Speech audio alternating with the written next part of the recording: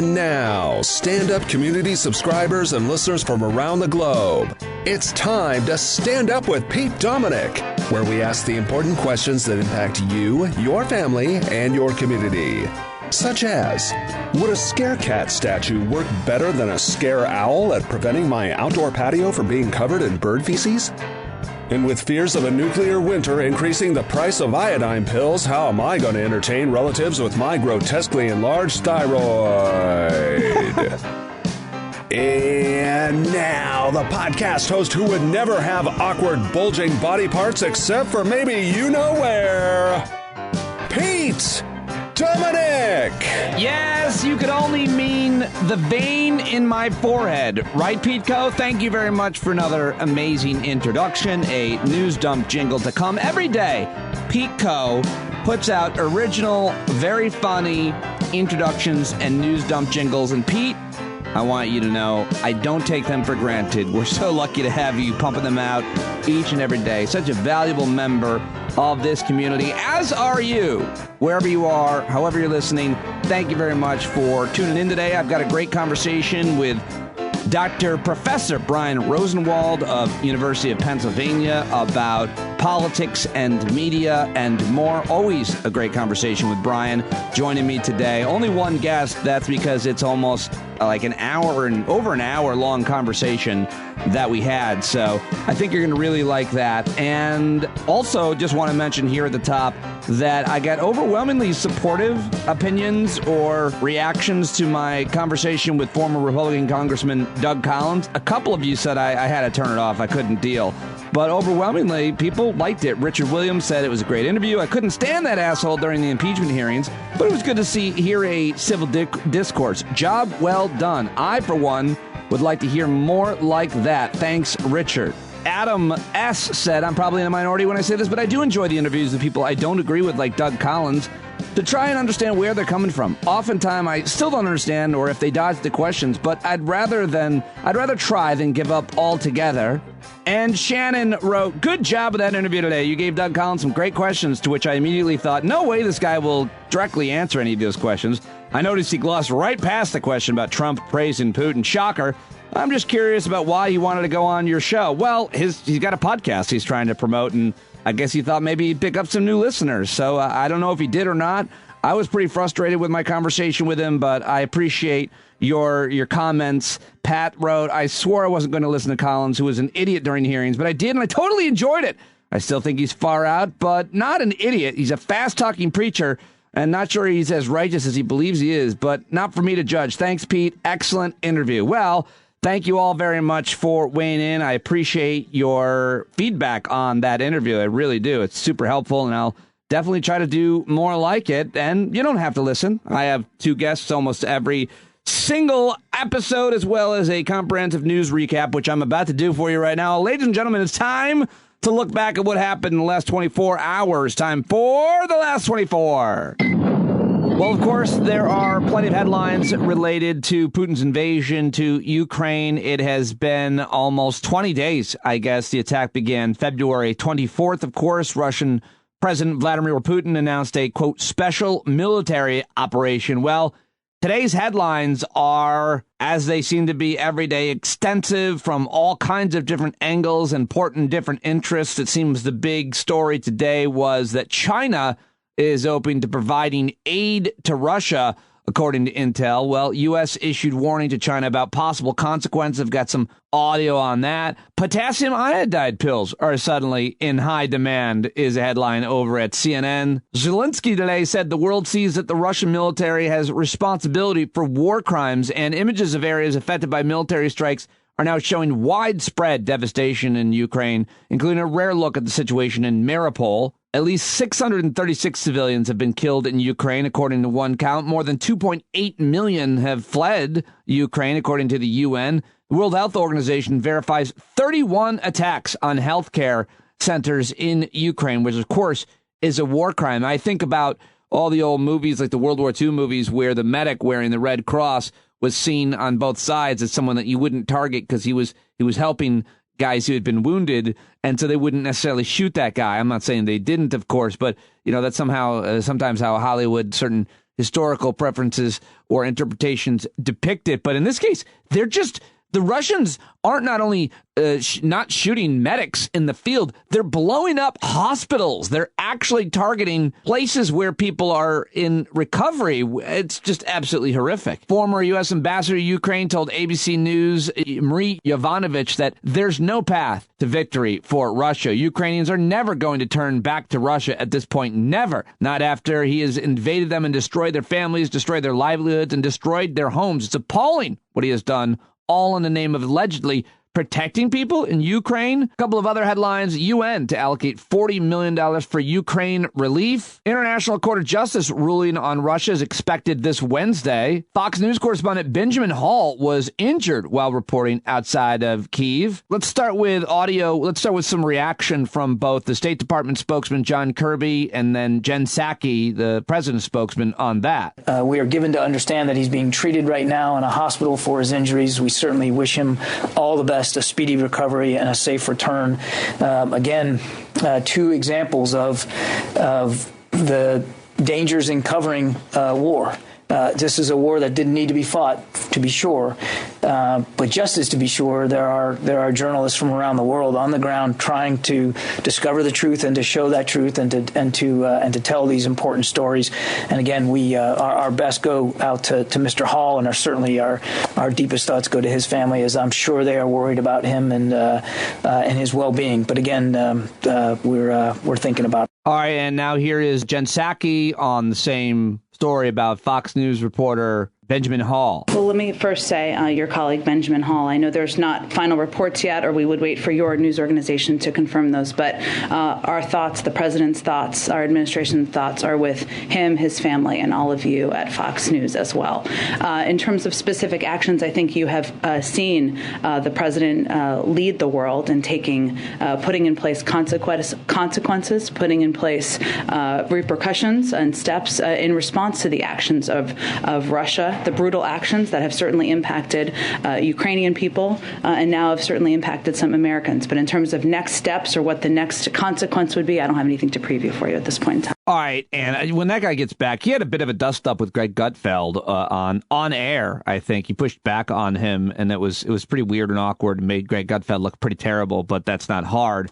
I wonder if when, hopefully, he's okay, he comes back to the U.S. and he walks into the Fox News headquarters and he sees Gutfeld or he sees Tucker Carlson after being injured in a war zone and conflict that they helped contribute to. I mean, they're playing clips, Russian state TV, of Tucker Carlson on a loop over there. I mean, he's a huge form of propaganda, source of propaganda for them. I wonder if when he comes back after he recovers, if he just walks in an office and punches him right in the goddamn face. Like, there you go. Thank you. All right, well, that's me having violent fantasies. I apologize. That's beneath me and the show. And here is another clip from the White House briefing now. This is Jen Psaki being questioned by another Fox News reporter who's generally asking, what more can you do? Which gives you the opportunity to list all that we have done. We've seen the president been so far unwilling to draw a red line on the kinds of atrocities that we're going to watch from the sidelines. We've seen maternity wards being bombed, illegal weapons being used, pediatric hospitals being targeted. President Obama drew the red line for Syria at chemical weapons. So is there any thought process about what we're willing to watch happen? Well, Jackie, I think it's important to reiterate as often as we can that what we're seeing is horrific, what we're seeing is barbaric, and the steps that the president has taken and led the world in taking have essentially led the Russian financial system to be on the brink of collapse. We have provided more military assistance to the Ukrainian military and the Ukrainian government than any other country in the world, and more historic assistance than any other year to Ukraine in history. And we're doing that so that we can support them in this difficult moment. So I would say that at this moment in time, we have been hardly on the sidelines. We have been leading this effort around the world to respond to every step and every escalatory step that President Putin and the Russians are taking. All right, let's head over now to the State Department, where former CIA agent and now spokesman for Antony Blinken's State Department, it's Ned Price being asked a question by a tough reporter. But you said that raised your concerns about Chinese support for. So does that mean that you think that they already are supporting? I am not confirming anything from here. What I will say is that we are watching very closely the extent to which the PRC, or any other country for that matter, provides any form of support, whether that's material support, whether that's economic support, whether that's financial support, to Russia. Any such support from anywhere in the world would be of great concern to us. It would be of course, the greatest concern if a country like the PRC were to be doing that, a country that, by the way, has tremendous leverage with Russia, has a relationship with Russia that is distinct from the relationship that we or just about any other country on the planet has with Russia. And with that in mind, could do more than probably many other countries to bring an end to this senseless violence, to this brutality, to Putin's premeditated war of choice. We have communicated very clearly to Beijing that we won't stand by if we will not allow any country to compensate Russia for its losses. All right, well, there you go. And that Price weighing in on the cozy relationship the Chinese have with Russia. And now let's head over to Poland, where Senator Amy Klobuchar went with a delegation of senators and gave accounts of the scene near the Ukrainian base hit by Russian missiles Sunday. Obviously, we are in Poland right now, a country with a big heart, taking on 1.5 million refugees. In Warsaw alone, the population's increased by 11%. They're taking them into their homes, Dana. They are taking them at the border. And so, obviously, having that so close to their own country is scary. This is a country that has been invaded by Prussians and Russians and the Habsburgs and the Nazis. In this little town, there's actually a synagogue with a menorah with a crack in it, remembering the Jews that were lost to Hitler. So this is very provocative to be this close to Poland, but Poland is a NATO ally, and we have sworn to protect Poland. All right, and now always good to listen to Julia Ioffe and her perspective. She was on MSNBC yesterday, Deadline White House, talking about how there could be usage of chemical and biological weapons. Here's Julia Ioffe with Nicole Wallace yesterday. It begins with Nicole Wallace referencing a New York Times analysis of the situation. Interviews with senior American and European officials in recent days, there's a consensus on one point. Just as the last 2 weeks revealed that Russia's vaunted military faltered in its invasion plan, the next 2 or 3 may reveal whether Ukraine can survive as a state and negotiate an end to the war. In private, officials expressed concern that Putin might seek to take Moldova, another former Soviet republic that never joined NATO and is considered particularly vulnerable. There's renewed apprehension about Georgia, which fought a war with Russia in 2008 that today seems like a test run for the far larger conflict playing out. And there's a possibility that Putin, angered by the slowness of his offensive in Ukraine, may reach for other weapons, chemical, biological, nuclear, and cyber. Julia, where do your sources sort of put those scenarios in terms of likelihood? From the people I've spoken to, they seem to be more worried about biological and chemical weapons. And given the noise that Russia is making at the UN, especially, and on their state media about how Ukraine is about to use chemical and biological weapons, it seems like they are kind of preparing the ground for attacking Ukrainians with these kinds of weapons and then framing it as a false flag attack. If you remember, Russia carried a lot of water for Bashar al-Assad in 2013 when Assad used chemical weapons, nerve agents on his own people outside of Damascus. And Russia and the Russian media said, oh, that was just a false flag attack by the Syrian opposition to drag America into the war on its side. And I worry, as do many of my sources, that that's what Russia is preparing to do here. You know, filling the airwaves with false reports that Ukraine is about to use these weapons, then using them on Ukrainians and saying, see, we told you they were about to use them. It was Ukrainians gassing their own people. Always listen to Julia Ioffe. Have I ever told you about the time that I got drunk with her at Aspen Ideas Fest? and just a really amazing human being. I love her. Bill B is a big fan of hers and knows her and is friendly with her down in D.C., and she's become a very highly respected analyst for the way that she looks at and explains things, and just her moral core, I think. Really, really good. All right, and now I want to get to another person who I think is great. His name is Igor Novikov. I saw him speak like uninterrupted for like 5 or 8 minutes on MSNBC and thought it was brilliant that MSNBC and Nicole Wallace just let him go. And here he is again. They keep checking in with him, and you might hear some of the B-roll, the video they have playing in the background. But here is in Ukraine, Igor Novikov, who is an advisor to President Zelensky in Ukraine. Igor, when we last spoke on Fridays, when we last spoke to you and Richard, there were air sirens going off. There was this sense that Russia was getting closer to Kyiv.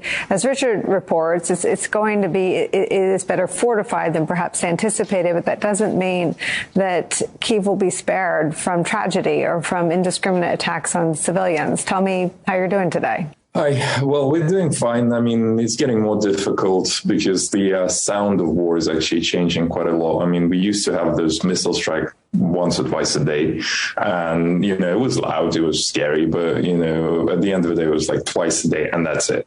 Now we have to live to this constant rumble of artillery up in the distance, and, you know, it does have an effect because, you know, those really like low bass notes, you know, you don't actually hear it, you just feel it, you know, with your entire body, and it keeps happening like nearly 24/7. So it's difficult. Plus, I mean, we're beginning to see indiscriminate strikes on Kiev itself.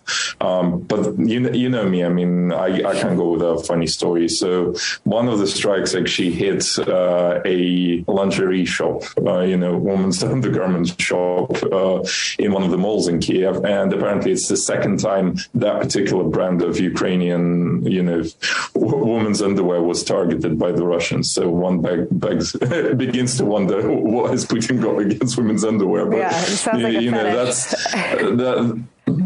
yeah, I mean, but yeah, it's getting more difficult. But look, there's a good way for you to know whether Kiev's been surrounded or not. I mean, I'm not going to tell you where I am, but when you see a different background behind me, that means, we left the house where we're at and moved somewhere else in Kiev. And that means, the encirclement is complete. So we'll be the last ones to go.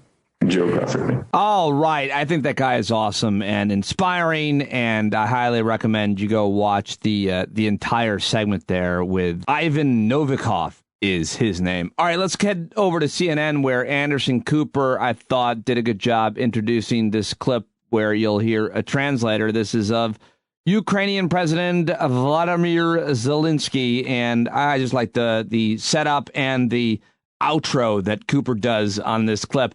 Let's keep him honest with Anderson Cooper, 360. According to a senior Ukrainian official, the Russian bombardment of Mariupol, as I said, has now taken the lives of more than 2,500 people.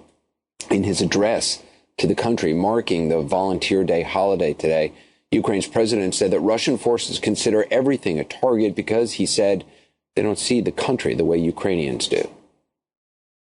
Україна для нас – це мільйони щасливих. For us, Ukraine is millions of happy moments, native symbols, memorable places. We feel this land. For us, Ukraine is our life. And that is why millions of people have come to the defense of our state today. That is why today we are all volunteers. All those who defend Ukraine, our children, those who defend our future. A show of defiance, not only making that statement, but also just making appearance outside, as he has now repeatedly. It's become the norm from Mr. Zelensky, showing that defiance. There was also this, a new postage stamp honoring the defenders of Snake Island, with their words engraved on the face. It says, Russian warship, it reads, go F yourself. Oh, yeah, I love it. Okay, good stuff. And here is more from my old friend Ed Lavandera, who's a great reporter at CNN. He was in Poland as well, where he spoke to a Ukrainian resident named Alexandra. She fled to Poland, and Ed asked her why she plans to return to Ukraine soon. Take a listen to this. How difficult has it been for you? You were telling me that you've heard the bombing, you've seen all of the violence in your home city.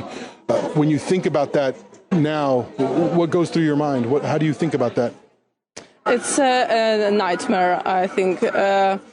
It's unreal for me. Like second life, like not with me. Do you think your life and your family's life will ever be the same in Kiev? Absolutely not. Absolutely not. We feel so proud of our people, of our Ukraine. We will be more happy every time, every second after all this horror. And as you've seen how things are unfolding, what is the mood of your family and other people? Do you feel like Ukraine can win this? Absolutely, yes. Absolutely, yes. We deserve to win. We deserve to be a part of Europe. We are absolutely perfect people and nation. You're 27 years old. You're bringing your mom to Poland to help get her cancer treatments. But you told me you're going right back to be with your husband and your father. Why? I've been with my husband because I don't want to live in any else of countries. I need to be in Ukraine and after all this war in Kiev. So after all of this, you plan on going right back? Right back, as soon as possible.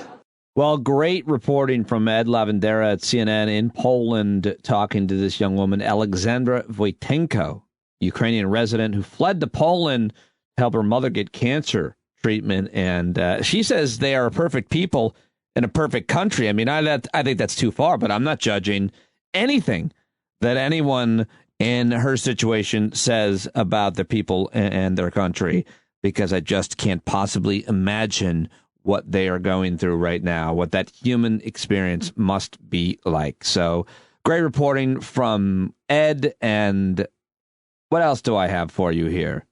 How about this? These guys are hilarious. The Midas Touch guys. This is a Walter Masterson. He was at the Trump rally in South Carolina this weekend. He found out that a lot of Trump supporters believe that Trump, Putin, and Xi Jinping are heroes working together to overthrow the deep state. They support the invasion of Ukraine and appear to want China to invade Taiwan. How about it? I got a good idea what's going on in Ukraine. When they went into Ukraine and they found these labs, they believe that maybe that the deep state is possibly going to use a bioweapon on Russian people. Because they've been, just like they were collecting our DNA in China, they've been collecting their DNA as well. So Trump and Putin right now are the only ones successfully fighting against the deep state. Well, I think as well as Xi, too. Who? Xi. Oh, Xi Jinping? Mm-hmm. So Xi Jinping is fighting against he's a good guy. Oh, so he's fighting against the... Why? Because think about it. He's not part of the CCP. Xi Jinping, do you think he's working with Putin and Trump against the deep state? I think he probably is, yeah. Probably. I've heard that. Yeah. I mean, I've heard Xi Jinping is working against the deep state. Modi in India. Yeah, I've heard that. Xi Jinping, Modi, Vladimir Putin, Donald Trump are all working against the deep state. Right, and then you've got the White Hat Alliance, which is a lot of countries, Canada, France. He is part of the good guys. The reason I think that is because he's fixing to go into Taiwan. You wait and see what I tell you. When he gets into Taiwan, guess what he's going to find? More labs. More biolabs. That is all planned out, y'all. It's all planned. This is one big sting operation. That's what I believe. Yeah, so Xi Jinping, Putin, and Trump are the only ones fighting against the deep state and making sure that there are no bioweapons to be released. That's right. Because if they do not stop them, they will release them. And next time it'll be far worse than any fake coronavirus. Wow. Wow, it's right. Walter Isaacson, the guys from Midas Touch at the Trump rally. Those were the CCCP? Okay. All right. Well, maybe those were just the outliers at that Trump rally. Katie Fang tweets, this would be hysterical if it wasn't so scary that there are Americans out there that actually believe this nonsense. Hi, Katie. All right, Katie Fang is what I was saying. It sounded like she was going to say hi back right there. Well, there are other things outside of Putin's invasion into Ukraine. The world does continue to turn, and Stacey Abrams is running for governor of Georgia. And here she is on the campaign trail making her case for the people of Georgia to take, well, what am I saying? Here's Stacey Abrams on the campaign trail. When Brian Kemp was refusing to expand Medicaid, I paid off the medical debt of 68,000 Georgians.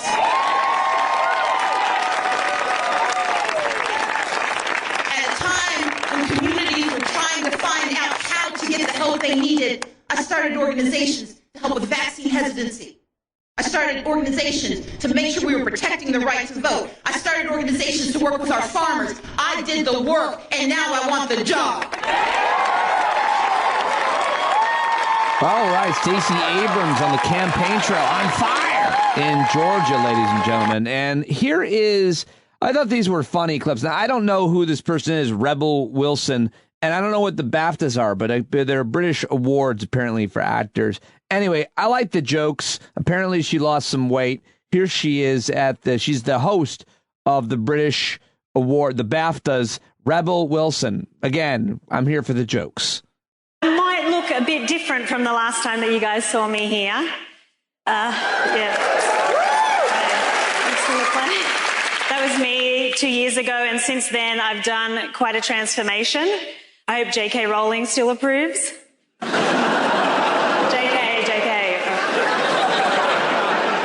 Everybody's asking me, like, why did you lose weight? Well, clearly it was to get the attention of Robert Pattinson. Because you know what they say, once you go bat, you don't go back.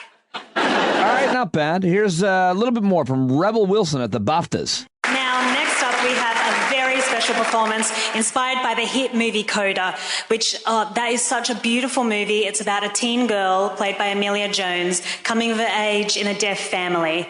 And I just wanted to explain something. In this performance, there are two different interpreters. One is signing ASL, which is an American Sign Language, and one is signing BSL, which is British Sign Language. Luckily, though, in all sign languages, this is the gesture for Putin. Oh, she gave him the middle finger. There you go. Rebel Wilson giving Putin the middle finger. I hope she doesn't get a taste of plutonium. He's going to be pissed. That's brave. All right. Well, that's all the audio I've got for you. It's way too late. I've gone way too late on tonight's broadcast here from the shed. And now it's time to get to the rest of the headlines that I've got for you. I've collected them all day long. I've put them on a pile. I pile up the headlines. I put them together, and then I read them to you in what we call the News Dump. News Dump jingle by Pete Coe. Hit it, sir. Wily caption monkey climbs seagull on a stump. The bird never stood a chance on today's News Dump. Oh, wow. That is a New York Post headline. King Kong monkey batters seagull to death, eats it in wild video. A UK zoo monkey drawing comparisons to King Kong after climbing a tall pole to swipe a seagull from the sky, which is then battered to death and devoured in front of stunned onlookers. I'm now watching it, and oh my God! Oh my God! This is horrible. Absolutely tragic and terrible nature can be. Oh, he is Furious George, they are saying. Good God, that was tough. Thank you very much, Pete Coe, for destroying me here at the top of the News Dump. I'm going to highly recommend that you don't Google that video, that you don't look up the monkey in the UK drawing comparisons to King Kong after destroying the seagull. I'm just going to if you do, I want you to record yourself watching it and send it to me and see if you have a similar reaction that I did. That was absolutely horrific. All right, now on to more important news. How about this? Did you hear about this? Ginny Thomas is the wife of Supreme Court Justice Clarence Thomas, and she denied Monday that she helped plan the January 6th rally that preceded the attack on the U.S. Capitol. But she did confirm that she attended the rally, okay? Supreme Court Justice Clarence Thomas' wife, Virginia Ginny Thomas, was at the January 6th rally. In an interview with the Washington Free Beacon published Monday, she said, quote, "I played no role with those who were planning and leading the January 6th events, but that she was there." She later, there's a lot more to this story, and this is the News Dump, so let me move on. Ford Motors says it will begin shipping Explorer SUVs without all of their computer chips to address the tight inventory of vehicles available for sale at dealerships. The reason I mentioned this story is because last week, I bought a certified pre-owned Chevy Volt from the Chevrolet dealer who told me just this headline, that they were going to be selling cars without microchips, which didn't allow certain features to function, like heated seats or heated steering wheel or whatever, but that you could just bring your new car back when they get the chips. They'll install the chips and they'll have all of the functionality that they are promised. So, you know, it's worth it to me. And that wasn't the case with my car, but that's what they were saying. And so now here you have it from Ford and their Explorers. CNN and everyone else reporting U.S. oil prices have tumbled below $100 a barrel, unwinding a significant chunk of the recent spike caused by Russia's invasion of Ukraine. I also want to mention that yesterday was Pi Day, and that's 314 Pi Day, honoring the first three digits of the mathematical constant. But it's also a flimsy and delicious excuse to celebrate an enduring culinary concept, the many edible varieties of pie around the world, reports CNN.com. I just want to say, if you've never ordered a pie from Noble Pies, then today's your day. NoblePies.com will change your life. And last week, I unfortunately missed the opportunity to pick up a Noble Pies because Tom was nearby and I didn't get a chance to see him. But NoblePies.com, you can order online. They're going to be shipping nationwide soon. But go favorite, NoblePies.com if you haven't visited. Tom and Leslie, some of the longest listeners of this show and two of the greatest people, along with the rest of their family, that I've ever met in my life. They've been great role models for me and my family, great friends and supporters. And I forgot that 3/14 yesterday was Pie Day, but never too late to order a pie from NoblePies.com. What else can I tell you that's not necessarily related to Ukraine? Pete Davidson will become the latest celebrity to fly with Jeff Bezos' rocket company, Blue Origin, in a brief suborbital flight scheduled now later this month. He's in a dispute or a feud with Kanye West. I've paid actually some attention to that, and it's been quite entertaining to me. I once smoked a joint with Pete Davidson in a car outside a comedy club in New York City and hung out with him several other times as well. But good guy. I always like Pete. Nice guy. A series of shootings targeting homeless men in New York City and Washington, D.C. have been apparently carried out by the same suspect in a bizarre serial crime. Horrible story. I read that this morning. Have you noticed this? Walgreens and other retailers have swapped out the clear fridge and freezer doors at thousands of stores, instead adding opaque doors with iPad-like screens showing what's inside. And the question is, why? Why are they doing that? I don't have an answer for you, but if you've noticed that, that's a thing that's happening. Chicagoans are happy to welcome back a beloved tradition this weekend as the city's celebrating the St. Patrick's Day by, once again, dyeing its river green and holding its St. Patrick's Day, first St. Patrick's Day parade in 3 years. Because on this day 2 years ago, the U.S. declared a national emergency over an alarming new virus that infected about 1,000 people across the country. That is of March 13th, I should say, 2020. Well, we do seem to be in a different, better situation, as I should say, with the pandemic, but still far from normal as we slowly, gradually get back to it. Another day without a good news segment from Ava. I blame Ava, my daughter, for not getting it together and for me not getting it together. But we'll keep trying to get her out here to the shed to give us a good news segment at the end. But that's all I've got for you on today's news dump, brought to you by stand-up listeners like you. I want to say welcome to new subscribers, including Chris Lowe, who I see signed up today. Chris Lowe, welcome to the stand-up community. And I bet you're a great guy and an awesome person and a funny, thoughtful, kind person, because that's what most listeners are. So Chad Lowe, welcome to the stand-up community. I hope to see you on the Thursday night hangout. Maybe you'll introduce yourself. Are you related? I said Chad. Chris Lowe. Are you related to Rob and Chad Lowe? I keep trying to connect you.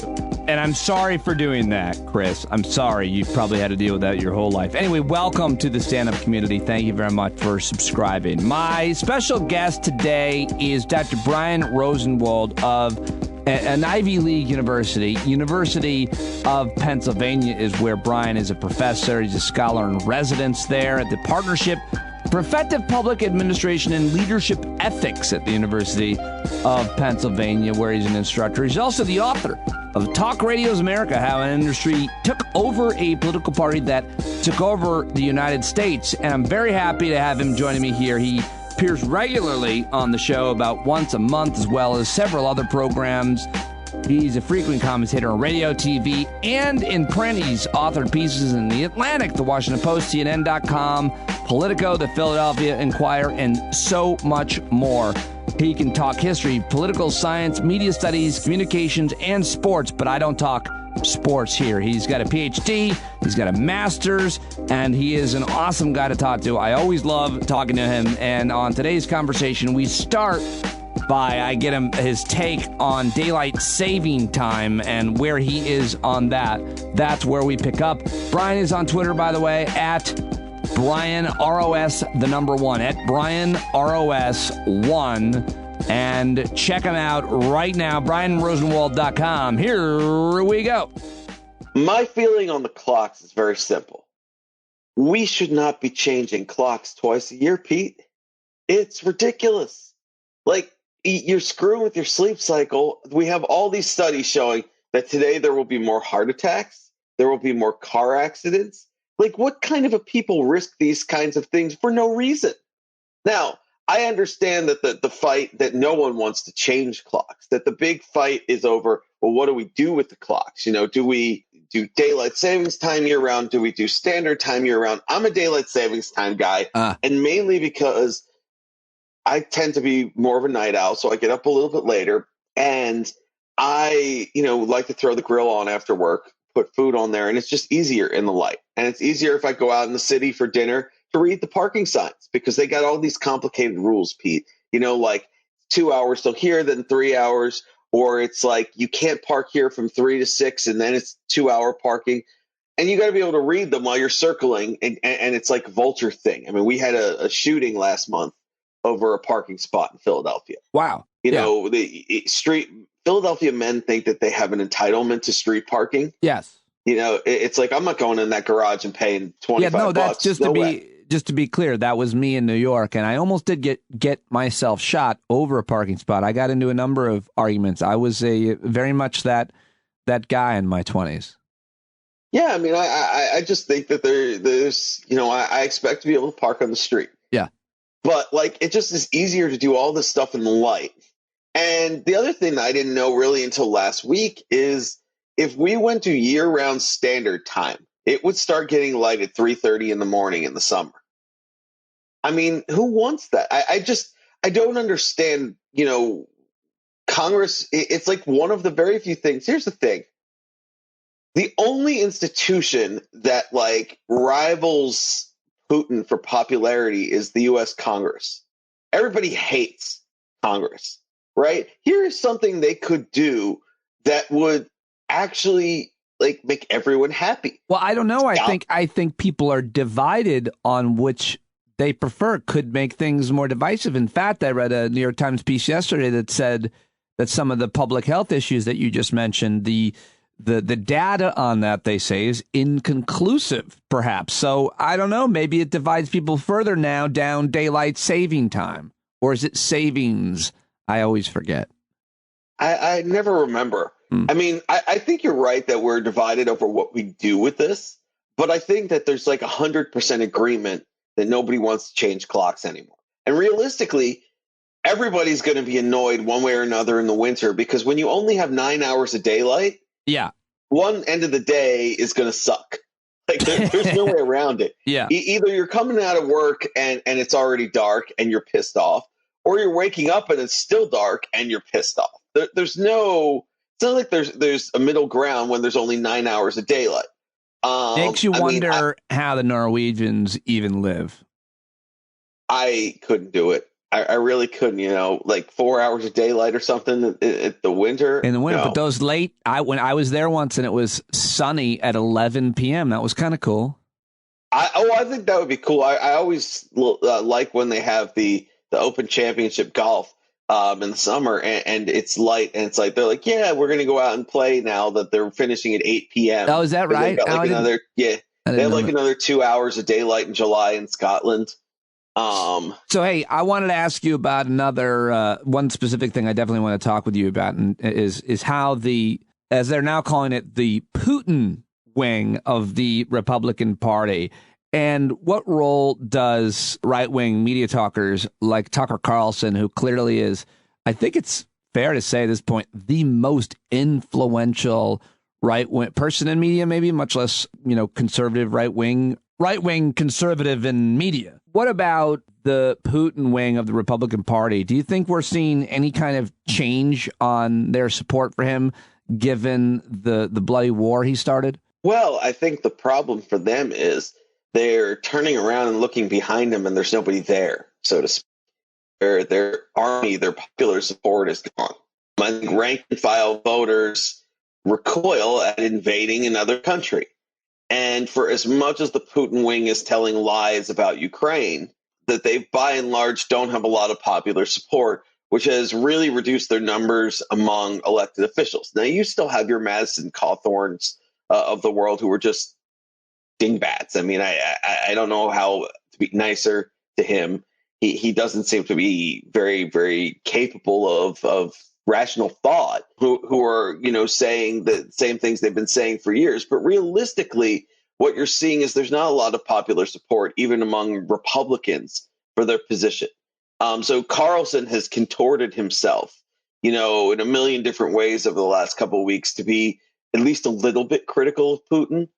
But realistically, I think you're seeing, and apparently you're seeing this with a lot of the worldwide authoritarian leaders too, is these people were all pro-Putin and missed that he was completely nuts, and that his worldview had shifted in this kind of way. But I mean, it's here's a life lesson for everybody listening to us, Pete.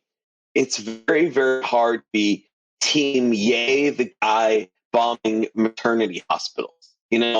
That tends to not work. And these guys are learning that. You're saying it's really hard for the world. Would you say team yay supporters of the teams bombing maternity wards? Yeah, I mean, it really does seem to be a battle of images. And the images, first of all, it should be mentioned, this is like white Christians and Jews against white Christians and Jews, or, they're of a similar culture. And I think that's interesting optics, number one. And number two, it's clear who the aggressor is, it would seem, based on even just a little bit of general information from any news outlet. Yeah.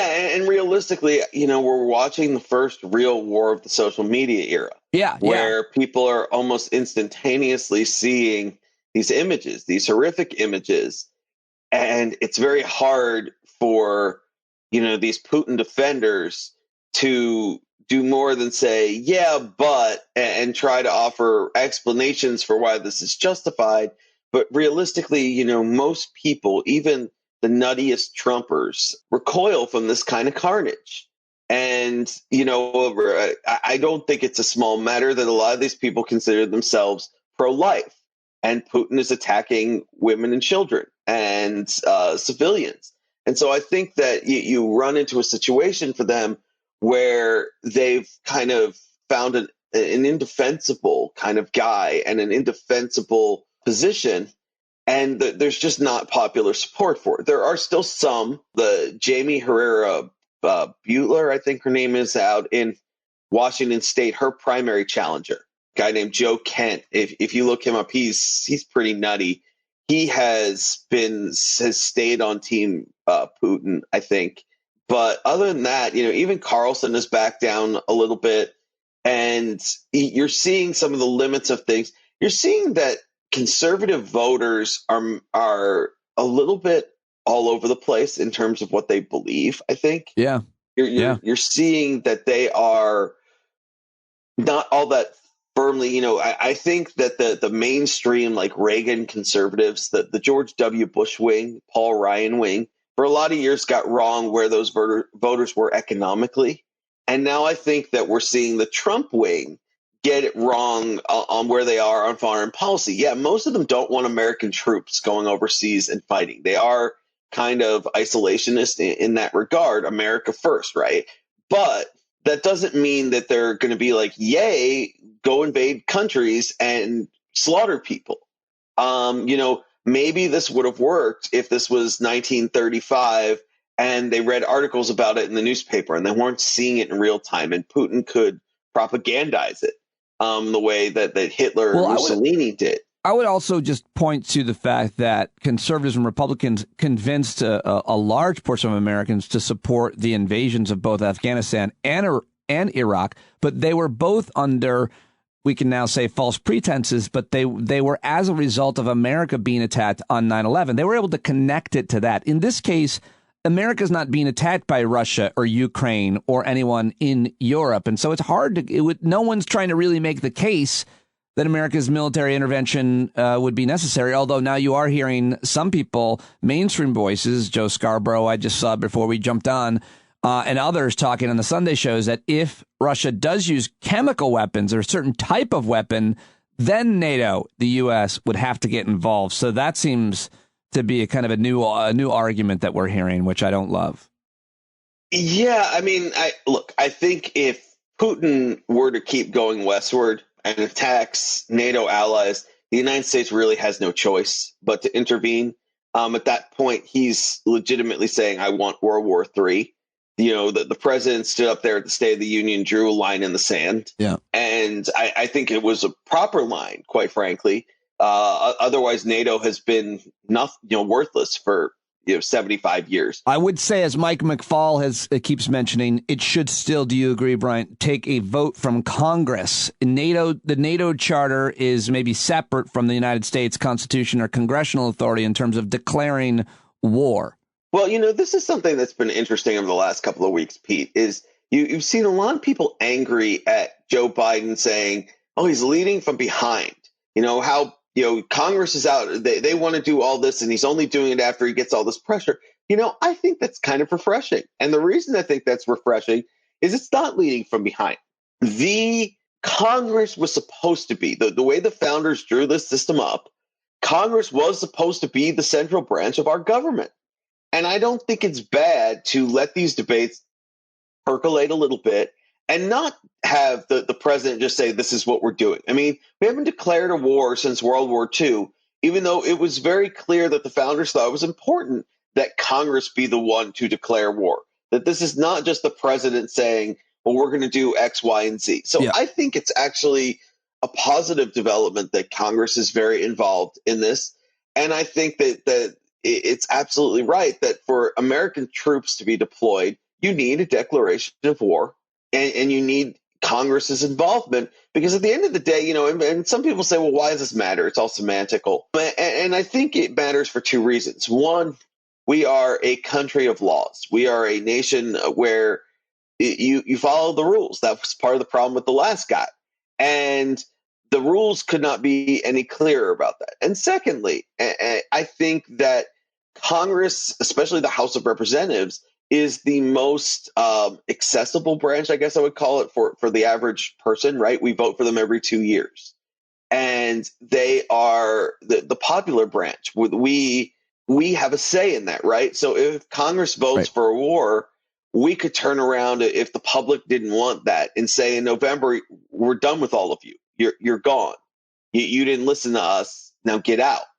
And I think that that's a healthy thing. It introduces a popular check on things. And realistically, even though we have a portion of the country that seems to have moved away from this, that's democracy. Democracy is beautiful in that it is the people who are ultimately sovereign. It is the people who kind of rule this show, not always nicely and neatly, fractiously often, but it is. You need popular support to do things. I wanted to ask you, speaking of democracy and the health of democracy, it would seem that there's as a good example right now about uncertainty in life, much less uncertainty in foreign and even domestic policy analysis that so many of us tend to, I think, engage in, that this question of America's desire for democracy versus something more like an authoritarian autocracy. This conversation that you and I have had, and so many other people are having every day, is interesting to watch now play out with with what's happening with Putin and his invasion in Ukraine. Yesterday in the New York Times morning newsletter, German Lopez wrote about how it's interesting kind of to watch democracies come together, specifically Europe, which was having so many problems, obviously, forever since the creation of the EU. There's always been all kinds of issues. Now coming together to work together against Russia's aggression. Do you think there's anything to be said about the conflict between autocracy and democracy, authoritarianism that has played out around the world, and what this moment means for it? Well, I think it's a clarion example of the dangers of autocracy, right? If you're an average Russian citizen right now, things are probably not going very well for you. Why? Because of all these economic sanctions that are crushing your economy. Well, Putin doesn't have to care about that. Putin legitimately doesn't care about what happens to his citizenry, because if he did, he wouldn't have invaded this country. There's no real gain to the average Russian. It's a political ploy to, say that, like, I'm going to restore Russian greatness and, give people national pride, which goes, so far politically, but not when people start to be like, well, I can't take money out of the bank because you've crushed our economy and we're not in the banking system and all these other ramifications. And so I think what you're seeing is I can't watch my favorite show is something I feel like people aren't paying enough attention to. The opiates of the masses is our Netflix, HBO Max, McDonald's, and a whole bunch of other things that you take for granted. And I'm wondering if that's not going to have more of an effect on people. Sorry to interrupt you. No, I mean, look, I think it's really the key between democracy and autocracy.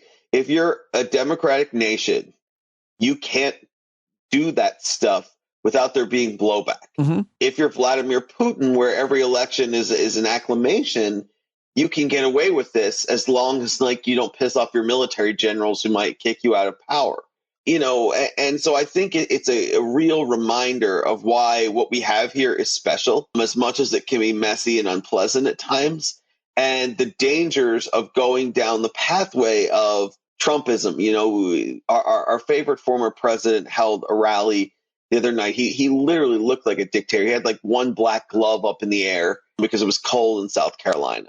And he's got the red cap on. I didn't cover or mention it or play clips on it, and not on purpose. I would have. I just kind of forgot about it, and I did pay attention and watch some of the clips. So what would you say about the importance of his rally in South Carolina the other night? Because one thing is he trashed the current Republican Congresswoman Nancy Mace and supporting her primary opponent. And he said, quote, she's a terrible person. And it's just, I feel like we've gotten numb to the death of COVID, and perhaps we've gotten numb to insults because of his constant insults. But I try not to be. He's such a mean and cruel person the way he talks about anybody. But what else do we need to know about that rally that maybe he said or did? Or Well, first of all, I think that's 100% right. The thing that I recoil from the most about Trump is the cruelty. Yeah. And the fact that he's always punching down. Yeah. It's always people who are less powerful than him or don't have the same megaphone. Now, his attacks on Nancy Mace are interesting, because keep in mind, this is someone who did not vote for impeachment and who by any other metric is would be a pretty interesting figure for the Republican Party. This is a congresswoman who is like pro-pot legalization, supports some degree of LGBTQ rights, but she's also like got a pistol on her hip. She's taken reporters to the shooting range. And she was someone who, when he endorsed her primary opponent, she like went and stood outside of Trump Tower, which of course he mocked her for, went after her. But she's not like that. There's another congressman down there, Tom Rice, who voted for impeachment. And he issued a blistering statement on Sunday about Trump going after him. Mace has sort of tried to kiss up to him, and it didn't matter. But to me, the thing that was most important is he basically called for getting rid of the civil service. Trump did. What he calls the deep state. That like he wants to make everyone fireable by the president, which essentially would create like, the one reason that we had a civil service is that because this is not a dictatorship where loyalty, which let's keep in mind, the number one value for Donald Trump is, are you loyal to me? Are you willing to do or say what I say? I mean, we sometimes forget, and you mentioned that it's so hard to keep Trump in perspective because you get kind of anesthetized to the whole thing. But I can't think of any political figure in either party who has his record of people who worked for him being like, yo, don't vote for the guy. Being like, this guy is terrible. Yeah. And it's like everybody who works for him quits and is like, this guy is awful. And I don't think we've paid enough attention to that.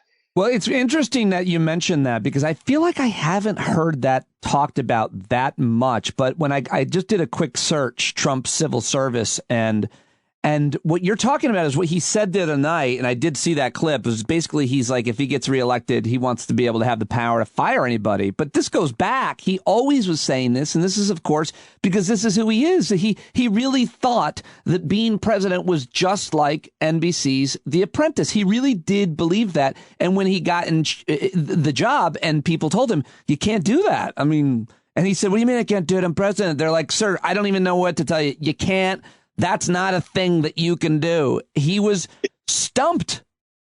Well, he thinks everything is the Trump Corporation, where it's a family business, and where this is like let's be honest. Who was his mentor? Roy Cohn, like a mafia fixer.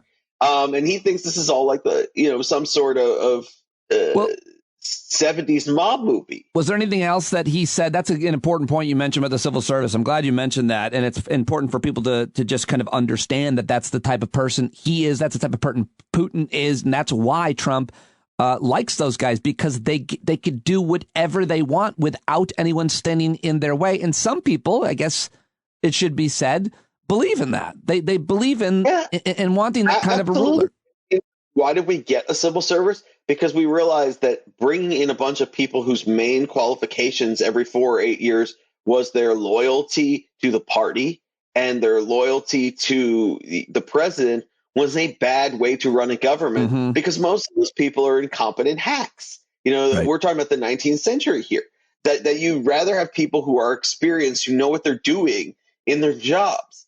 And so I think that it just underscored again the danger of Trump and Trumpism, because at the end of the day, for him, it's about loyalty and loyalty to him. And if you are pro him, it doesn't matter what else you stand for, no matter how bad it is. Like, I feel like there could be a guy who was like, yes, I murdered 30 people, but I think Donald Trump is the greatest person on the planet Earth. And Trump would be like, he's a good guy. He's just right.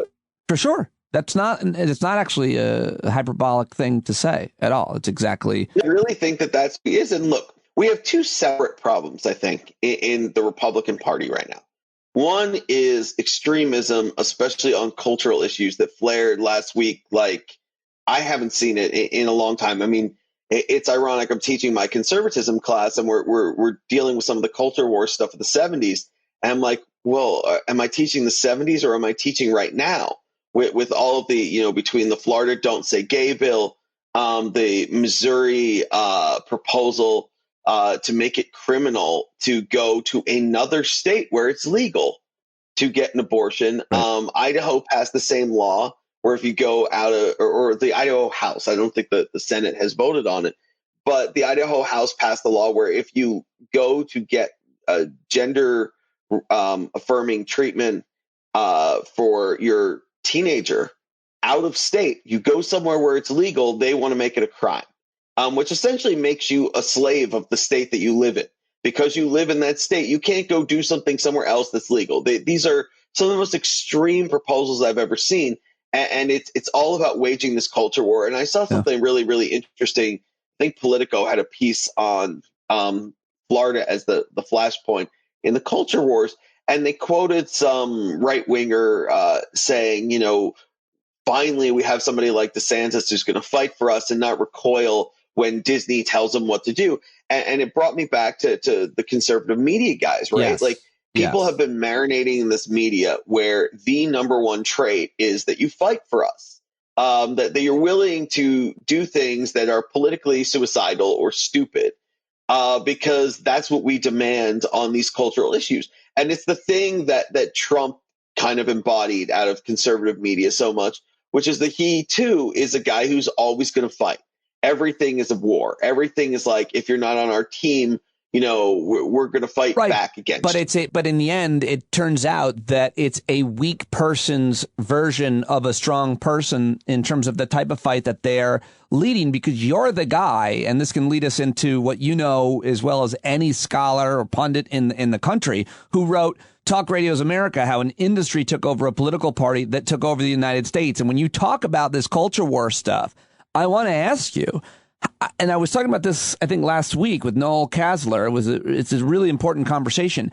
How much of the issues that we're hearing, from Don't Say Gay to CRT to even the trans issue entirely, are made up almost entirely or blown way out of proportion by some radio talker to get ratings, to sell advertising, and then leveraged by politicians to win elections? Because the truth of it is no one even knew anything about trans people in bathrooms. It wasn't an issue, but they started screaming about it into their microphone, and it gave them this great bit, as comedians can attest to do over and over, and it fired people up. How much of it is really just made up, manufactured bullshit that most people could care less about? CRT? Really? Well, I think that all of the issues being debated today fall into that category. And we should be clear that these are not laughing matters if you're an LGBTQ person. They are trying to take your rights away. They are doing things that I think are frankly morally reprehensible. But even DeSantis was like, there aren't that many kindergarten teachers out there trying to talk about this stuff. What this really comes down to, Pete, is if there's like an award-winning kids book out there where one of the families happens to have two mommies or two daddies, they don't want teachers to be able to teach this. And a lot of this at the root, what's real about this for the voters on the right is that they've basically lost the underlying culture wars issues. They've lost the battle for LGBTQ rights. Yeah. They've lost the battle over their conception of, the nuclear family, and that the mother should be at home with the kids. Yep. They've lost a lot of these battles. And so now they're looking to find skirmishes they can win or ways to reinvigorate the battle. Yes. Okay. And so they're picking increasingly extreme stuff. Although I will say, you've got them talking in Florida about quote unquote grooming, which sounds very eerily like the reading I'm doing to prep to teach this week, where they're talking about gay teachers in the 70s, right? The Briggs Amendment was this amendment, ballot initiative in, I think it was 77, either 77 or 78 in California, to ban LGBTQ people from teaching in schools. It was so extreme that even Ronald Reagan opposed it, right? And this is like it's like Back to the Future. We're back in the 70s with all of this stuff again, and realistically, it's stuff that has very little impact on most people's lives. Right. Most people care, and it's part of the problem that Democrats are having right now, which is that as long as prices of everything stay sky high, that's what most people are worried about. And most people are like, okay, the Republicans might be not so great on democracy. The Republicans might be way more extreme than I am on culture issues, but the prices are really high and Democrats are in charge, so I'm going to punish them. That's essentially how most voters think. Most average Americans are worried about their own lives. They're worried about what affects them, what influences them. And these battles that we're having are all about ginning up the right-wing base. As you said, a lot of hosts are doing this because it lights the phone lines up and it spikes the ratings. What makes for good conservative media, whether it's radio, whether it's television, is that it evokes passion. It evokes emotion. No one wants to listen to somebody drone in a monotone for an hour or 3 hours, or, they want to hear people getting worked up.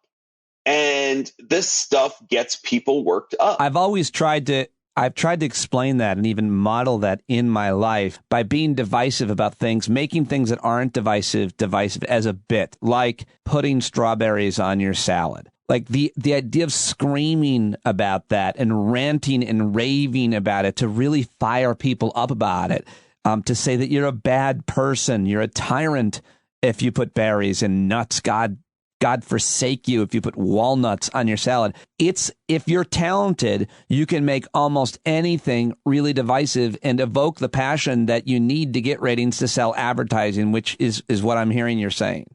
Right. I mean, look, even take the daylight savings time thing. Like, right. A lot of people were annoyed about it this weekend. Yes. But when you actually stop and think, you're like, wait, am I actually going to rant and rave about this? Like, what is this that important? Like, you're going to stop being mad about this by like Wednesday. You know, it's one of those things, or even when, look, I'm as passionate a sports fan as you're ever going to find. But even when I'm getting worked up about sports, sometimes I stop myself and say, this is a little bit stupid. Right. You know, like, that doesn't mean I'm going to change how I am, but it's not, this is not a matter of life and death. Well, what you get with these hosts is they understand that the goal is to get people worked up. And the goal is not, and to some extent, I want to be clear that they don't lead their audience around like a bunch of marionettes. The audience is angry about this stuff. And the hosts are both throwing gasoline onto the fire, but also giving voice to them and having these people who are saying, someone is finally doing what we've wanted for 40 or 50 years, which is to basically declare war and not accept a loss, and to fight for these quote unquote Christian values that are so important to us. You know, there was an article, I think in National Journal last week, on women Senate candidates for Republican women. And they had the text of an ad for Katie Britt, who is the establishment candidate in Alabama.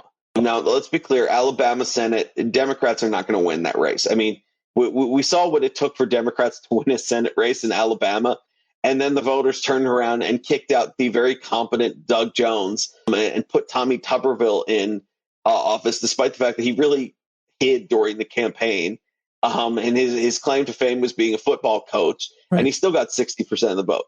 So the primary is tantamount to the general election, and Trump endorsed Mo Brooks, very extremist House member from Alabama, who was, you know, spoke at the January 6th rally and all this kind of stuff.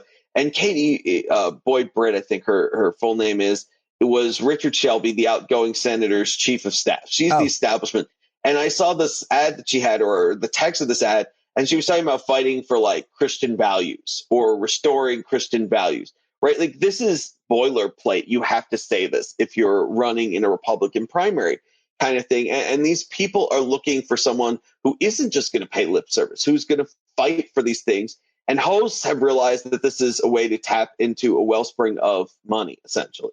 You know, getting people tuned in who are looking for someone who is as angry as they are, who is giving voice to the issues that they care about, and who, at the end of the day, you know, we say these trans issues and things don't really affect people's lives, but to these voters, it's like an abomination to like God's vision of things. Like, this is all about. No, I don't quite understand how it affects their daily life or practice if it's not someone in their life. But if it is someone in their life that comes out as gay or trans and it creates that issue, then I do understand it. So it doesn't affect their lives at all. That's what makes it so heinous.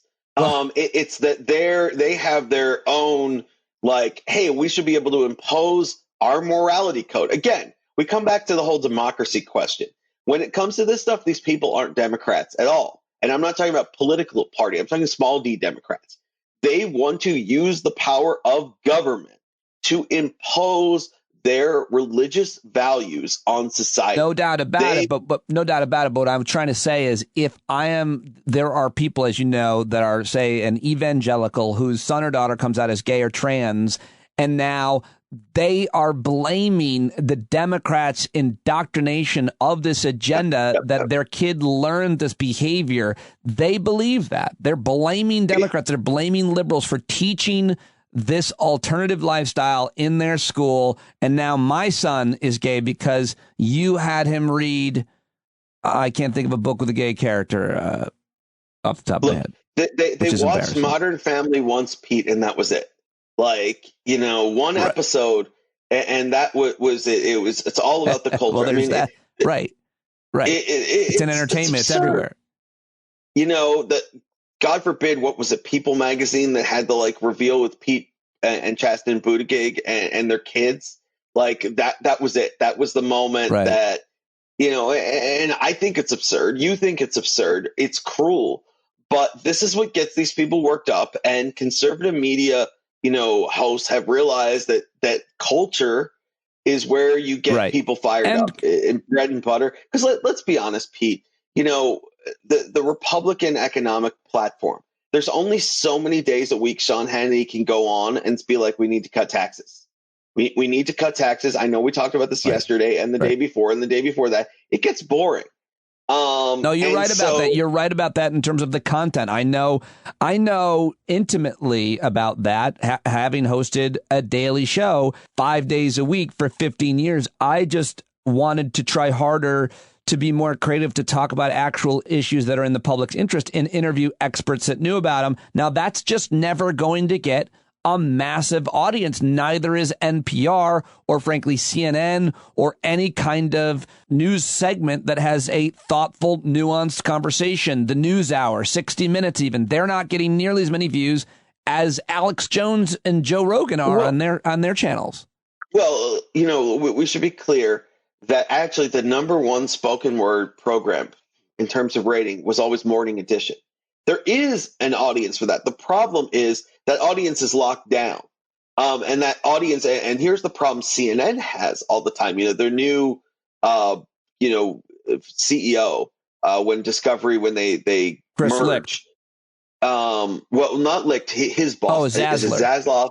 Zaslav. His whole vision is let's bring CNN back to its roots. Let's focus on reporting. And the problem is, people love that when you have a moment like January 6th, or you have a moment like now where they're all focused on Ukraine and war. The problem is that there's lots of times where that stuff is not going on, where there's not breaking news that everybody is attracted to. And so in those moments, when you need something more, the Democrats hate you.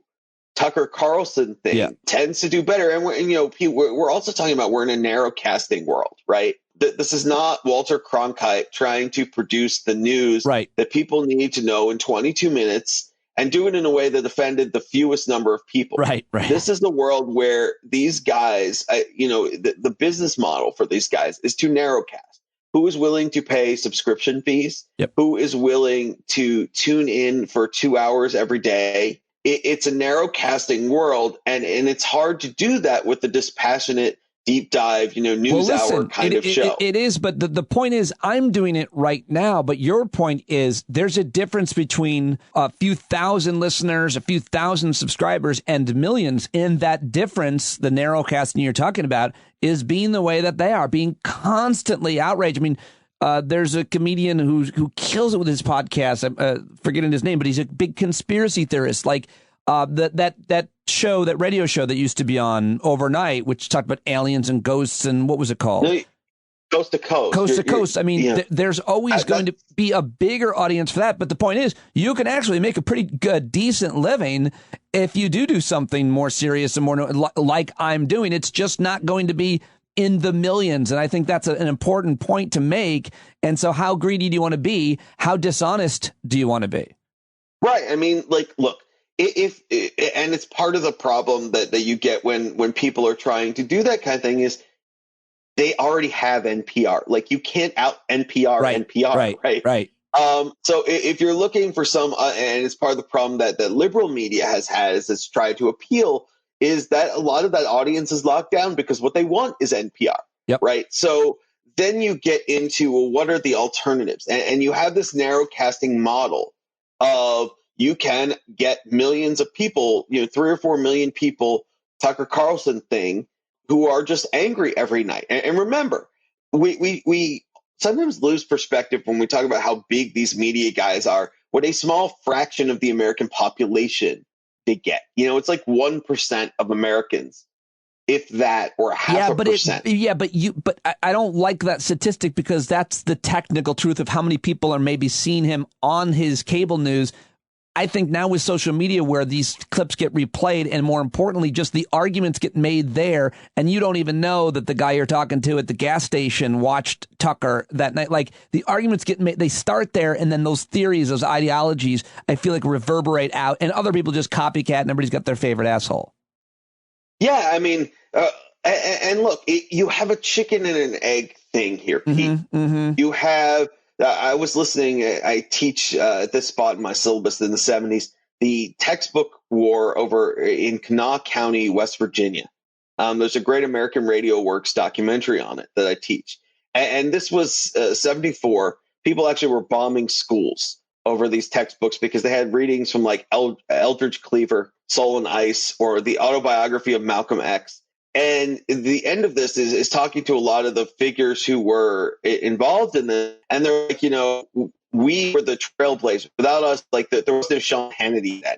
And it kind of ends with a lot of this conservative media and the things they're railing about are things like textbooks in schools and stuff like this. So what is out there is you had this latent sentiment and you had these people, Rush Limbaugh uncovers this audience. That there is this demand for this among millions of Christians that can allow people to make money. And what they do is they just make these people that much angrier. They give them a sense of community of saying, you're not the only one who's worried about the textbooks. It's a real issue. And I'm going to tell you why. And these educators are so awful. I mean, did you catch the story last week, Pete, where the guy running for Michigan State legislature was like, I tell my daughters to like lay there and take it if they were getting raped or something. Yes, I watched, and I watched the clip. A guy whose daughters like literally were like, if you're reading this post, don't vote for my father. And he blamed that on like they went off to liberal colleges and that was like where they got indoctrinated or something.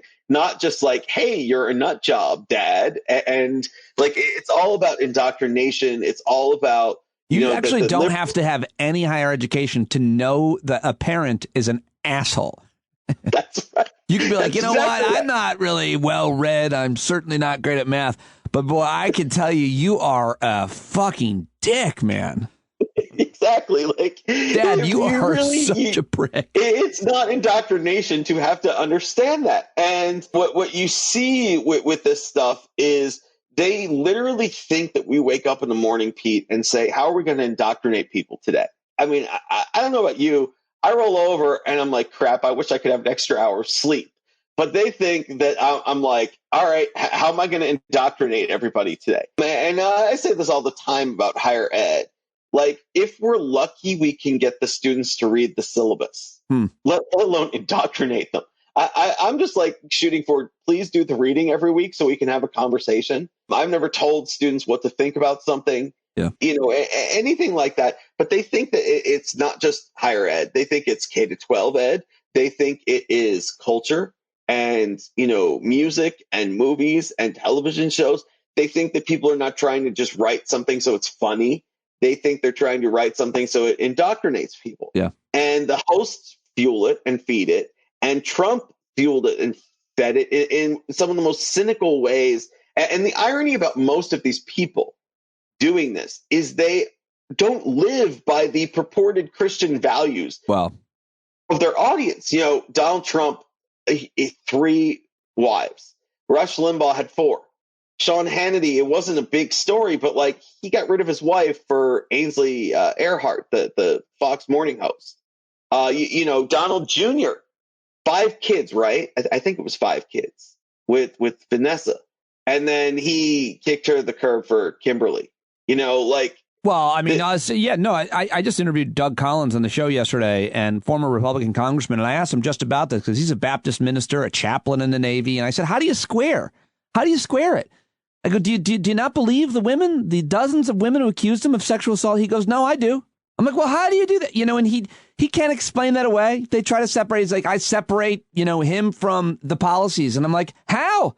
How could anyone? I couldn't do that about the mayor or a principal or a person in my family. I could never do that. How do you do it? Because you say, and I'm not a religious person. So but Pete, they came up with the perfect way. God uses unusual vessels, sometimes God picks the guy who you wouldn't expect to be the vessel for achieving his will or things like that. That's what a lot of them have told themselves. Yeah, sure. He didn't say that, though. He didn't say that. Maybe he believes it. No, but like a lot of these folks, they're like, well, yeah, if my kid said what Trump said, like they'd be in big trouble. Like I would cringe at that. But I mean, they have literally embraced the guy who you can argue is the antithesis of purported Christian values in every way, from his cruelty to his, womanizing and adultery and all these other things, and Stormy Daniels, and you go down the line to, they view him as well, but he's willing to fight for us, and that's what matters. And the irony is that we published a piece last week that I edited that said that one reason these guys, a lot of them were pro-Putin, is that they view the Russian Orthodox Church as a co-leader in this world family values movement. And like extols the virtue of Russian Orthodox Church. That, that you have a lot of, I guess in some case, what these people have basically said is the ends justify the means. That these culture issues are the most important thing ever, and that they justify everything else, that there's nothing else that matters to the same extent. And that's a dangerous ideology, because when you start to get that's how you talk yourself into like, hey, murder's okay. Like, this cause is so important that we can blow up this building or something like that. And you've seen it on the left throughout history and on the right, the environmentalists who've blown up things, the abortion clinic bombers. Like, it is a dangerous philosophy when you start to say this issue, this cause is so important that we're willing to do anything, that there are no other laws, no other moral limits, anything goes. And that's sort of where they are in terms of their champions. And that's sort of why we've seen the erosion in terms of support for democracy, because, these people can read polls. They see they are a minority. For as much as they tell themselves they are the real majority, they understand that the majority on all of these issues, when you poll them, for the most part, is with the left. Now, that doesn't mean that the left has not overreached to some extent on some of these issues, where they've gone too far, either in the rhetoric, or they've picked fights that kind of distort the majority position on things, or with some of the school stuff where you're just like, really, where was the common sense here that, you shouldn't be teaching this kind of thing. But again, but we're almost always cherry picking one teacher doing the wrong thing versus curriculum. And I will call a flag on the abortion activist violence versus the environmental violence, because of course, really isn't much environmentalists committing violence, and they're more likely actually to be targeted themselves with violence as environmental activists. But I take your point, and I was just trying to come up with an example. I probably should have gone with the Vietnam War. Blowing up ROTC buildings and things like that. Yeah, that would have been probably more accurate. But still, the point. I don't know what point I interrupted to make that point, but I did want to ask you one more thing. No, the point you interrupted is the one you just made. Yeah, which is that they find one anecdote of a teacher who says something stupid. Yeah, frankly, that goes far too far in terms of how they're well-meaning. But they're trying to teach about structural racism, and they go way too far about something. And they make it sound like every teacher everywhere is trying to indoctrinate your children in this way. Or they find one policy that aims to be inclusive about LGBTQ rights that goes too far. Or one case where a lot of us would say, yeah, maybe we shouldn't be giving a 5-year-old kid hormones or something like that. But don't they do that? But don't they do that with everything? Isn't that the great divide? You find one undocumented immigrant who is here against the law, overstayed his visa, who committed violence, and you make that person your entire campaign for all of immigration policy and security. You find one person who is defrauding the government and getting extra money, who, pretending to be disabled, and you change the entire system in terms of disability or almost every other economic policy. It's always cherry picking this story to animate people to create policy versus what should be in the public's interest, where the most people are you're going to create opportunity with a policy. You're going to limit marginalizing or discriminating against people with a policy. But they so often just cherry pick the very few things, getting people animated and destroying, in my opinion, the country while they're at it. Absolutely, positively, that. And they've been doing it for 40 plus years. Yeah. Ronald Reagan liked to talk about the welfare queen. I still remember the Jon Stewart bits on the Daily Show about Fox News with like the one guy getting food stamps who's eating lobster every night. Right.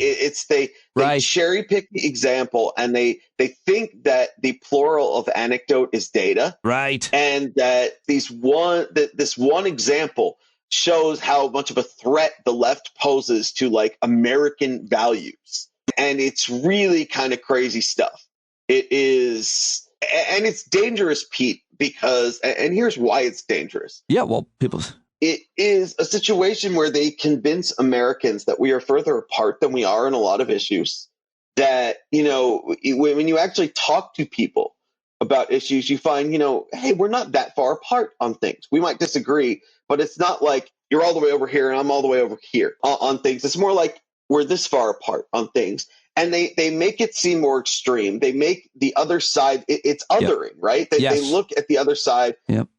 And say those people are lunatics. They are threats, and you must do anything, and you must be, up in arms about this.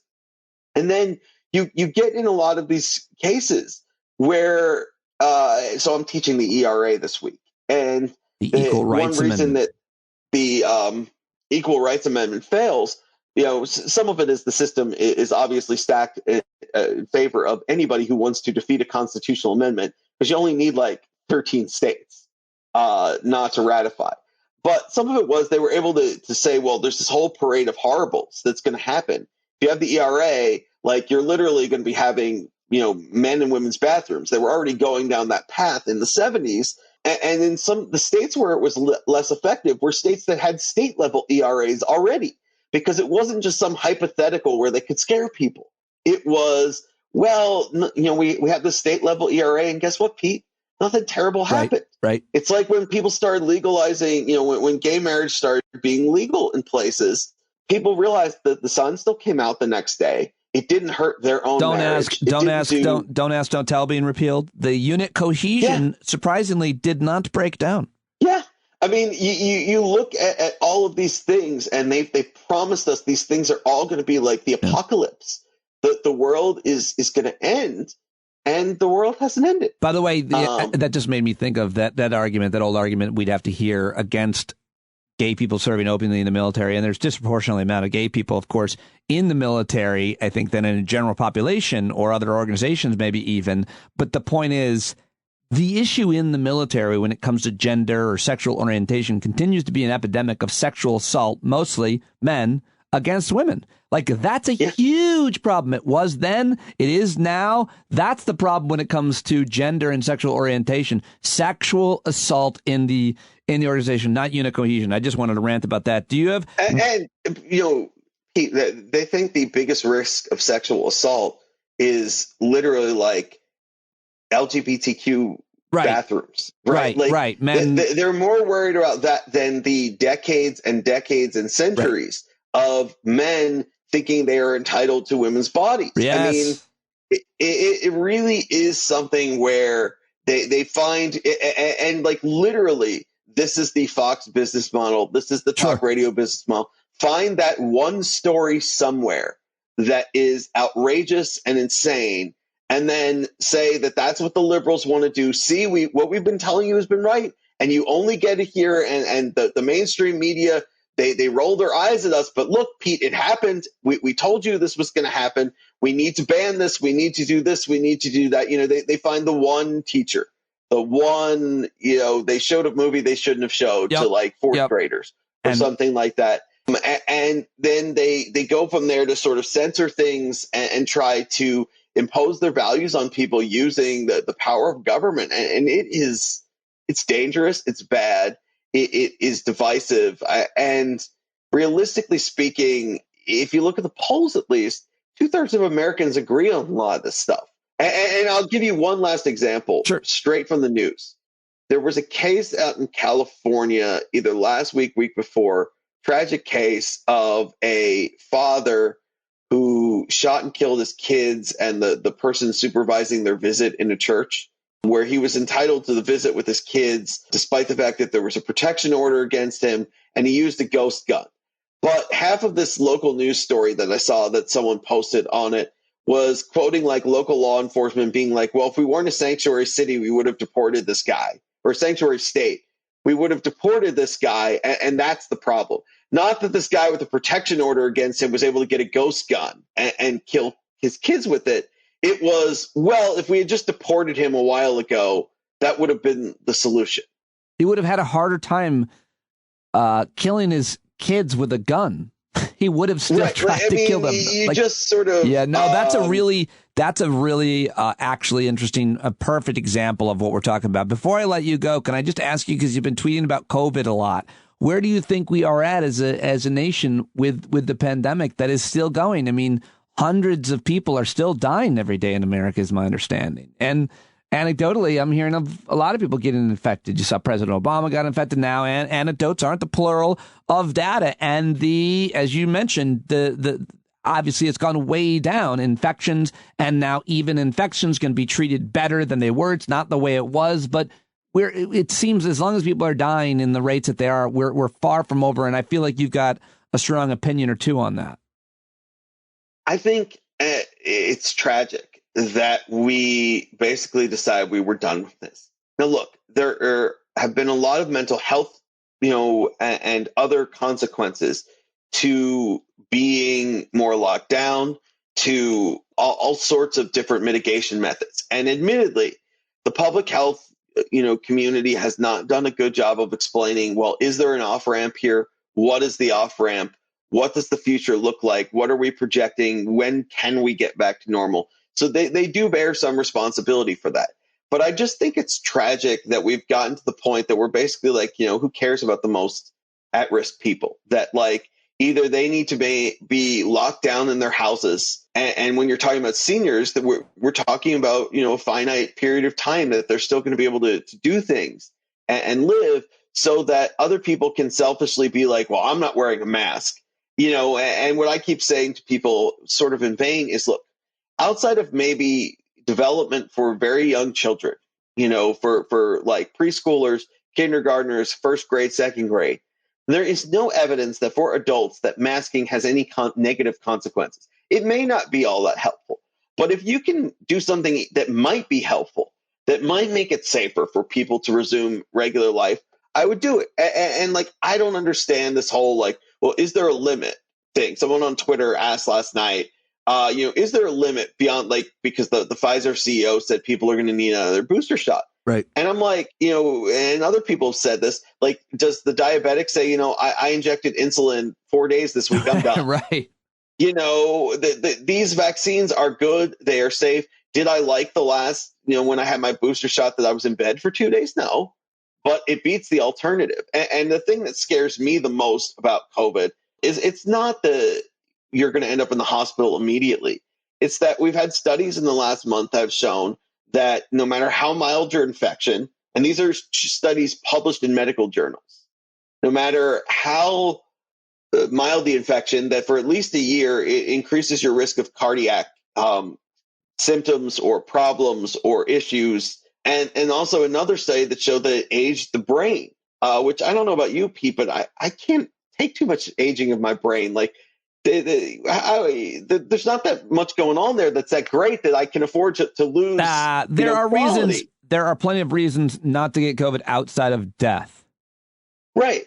And there are reasons that we still don't know, that are still not fully understood. Yeah. And so I think that it's a real shame that people are not willing to take a communitarian ethos and say, we're going to do everything we can do to protect the most vulnerable. We are going to be a little bit cautious here. And to be clear, I'm not criticizing the Democratic politicians who are essentially following the voters. Because if you are an advocate of democracy, and if you're a political pragmatist, you have to recognize that this was a loser. Mask requirements and things at this point were losers. Over for sure. It was not. It was hurting them politically. But I do think that we're in the situation where we're not. This isn't the flu. There is no data. There's nothing you can cite that's actual facts that say that this is mild enough to be considered like the flu. Right. And if it's going to be here, we need to figure these things out. We need to understand them.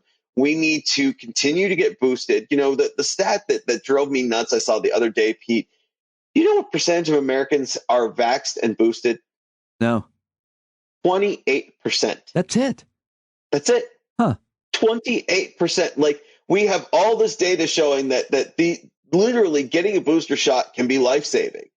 And we've only managed to get 28% of Americans boosted. And you can't say it's that there's like a scarcity or anything like that. Anybody can go to like any CVS right now and get a COVID vaccine. And it just staggers me that we've done so poorly as a community, as a country, at addressing this and maximizing our protection. And the fact of the matter is that's the only way that we can minimize the infections, that we can minimize people getting sick, that we can minimize people with long COVID. I mean, and what I would say to somebody who says, yeah, but the chances of me getting really sick are pretty small. What I would say to them is, do you want to be the guy who finds out a year from now or 2 years from now that, when we actually were able to study 3 years of people who have had COVID, that has this really serious health impact on you down the line?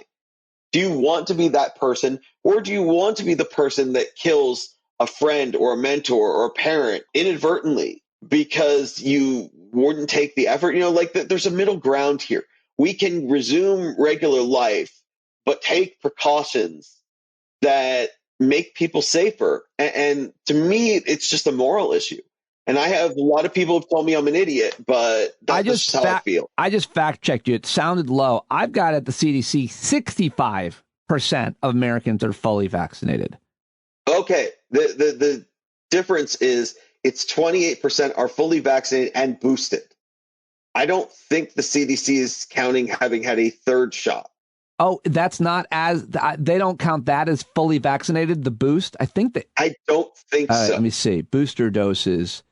Percent of fully vaccinated, 44.3%. Oh, maybe it's that. So it could be 40 versus 28. I mean, you see a lot of numbers that some of this is about definitions. How are we defining Sure, this? yeah, no, I mean, that's the confusion that always comes with health or economic or any statistics that are important to argue about, for sure. And then I think I saw something locally in Philadelphia last week where it turned out that they were greatly overestimating the number of people who have been vaccinated, And underestimating the amount of people who have died, by the way, of COVID. I think everybody says that. So, you never know with true precision on this, but let's put it this way. In a fully, rational society, 80% or 90% of the people will be vaccinated boosted. There's always going to be crackpots. Yeah. But I would say that the vast majority of people would have had 3 COVID vaccines by now, at least. Okay. And we're not there, and we're not anywhere near there. And that's a shame, because to me, like I said, it's a moral issue. How do we, the irony of a lot of this is that, to me, if you're actually pro-life, that means cradle to grave. Yeah. Or if you want to be, you want to say it goes to the moment of conception, fine. But it goes to the grave of, let's protect people's lives and their health and their well-being. And I just think we should be taking every precaution that we can while resuming regular life. I'm not saying to people, look, you need to be locked down. I don't think that's realistic at 2 years. And one other thing that we should mention, if we're going to talk about this, is a crucial region in China is locked down again because of COVID. Yeah. And we're going to feel that here in the States because it's a huge supply chain region, and it's going to drive costs up that much more. But, around the rest of the world, there are places that are taking this more seriously instead of just saying, we had enough. We're done. We're over with this. We're just going to pretend it doesn't exist anymore. Always worthy of conversation. All subjects, talking with you, and well over an hour today. I can't thank you enough for engaging me humoring me and joining me to be in your classroom. Brian, thank you very much, pal. It is always my pleasure, Pete. Always fun talking with you. All right, there you go. Dr. Brian Rosenwald on Twitter at BrianROS1, and check out his book and his website. All of the links in the show notes. What do you think about that when I do a 1 hour conversation, or that was more than 1 hour, and I just have one guest versus two guests for 20 to 30 minutes apiece? Sometimes 30 to 40 minutes apiece makes for like a 2-hour show. I think about your life and your time and your schedule a lot. I know those of you that are over the road truck drivers or in the car a lot, you often say to me, the show can never be too long. I listen top to bottom, start to finish. Others just do that every day for whatever other reasons. I love all of you either way, but always looking for your feedback on what you like, because I also had like an hour-long conversation with Barry Ritholtz today, which I'm going to post tomorrow either way. Should I add to it? Always want to know. So let me know. standupwithpete@gmail.com. That's all I've got time for today. I hope you liked the show. I hope you learned something. I certainly did. I always do. Thank you for your support. Go to standupwithpete.com. Standupwithpete.com right now to show your support with a paid subscription, or sign up to edit your pledge upwards. If you've already signed up, you can always pay more if you listen more. The show is free, but it ain't cheap. John Carroll, sing this out. I love you guys. Talk to you tomorrow.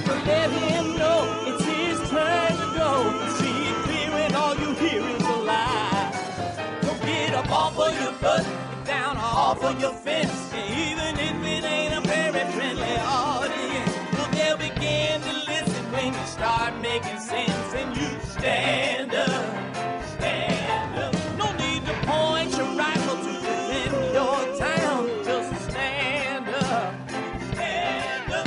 You know they can't deny you what you're laying down. Boy, you better stand up, stand up. Show your face of every color, yellow, black, red, and brown. She's the place where every lost child will finally be found. There's only one thing to do before we stand our ground, and that's stand up, stand up. Well, the founding fathers saw a land for all. They had to stand up, they had to stand up. They had a keen imagination for a crystal ball, drawing all the plans of stand up. But all they had to go on was the time they were in, with other causes for laws, and since they weren't even sin, they knew that change was gonna come before the change could begin. They had to stand up. All right, they had to stand up. We got to stand up. We got to look the devil square in the eye. We gotta let him know it's his time to go, and make it clear when all we hear is a lie. Where the money all went, it'll be the cost of freedom that'll go unspent. You can see them flee the scene of that experiment if you stand up. All right, we got to speak up, we got to reach up and raise your voice in every way you know how. Don't be toes up, you got to show up. Ain't no better time to do it but now. No need to pledge allegiance to no wanton tribe. Rise up, show obedience to the voice inside, and listen well and it'll tell you not to run and hide. It says stand